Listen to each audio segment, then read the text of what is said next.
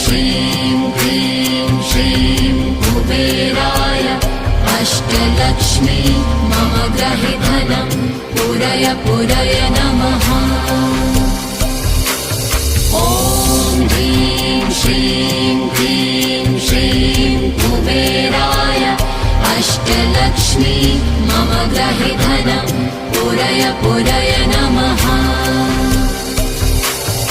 ॐ ह्रीं श्रीं क्लीं श्रीं कुबेराय अष्टलक्ष्मी मम गृहे धनं पूरय पूरय नमः।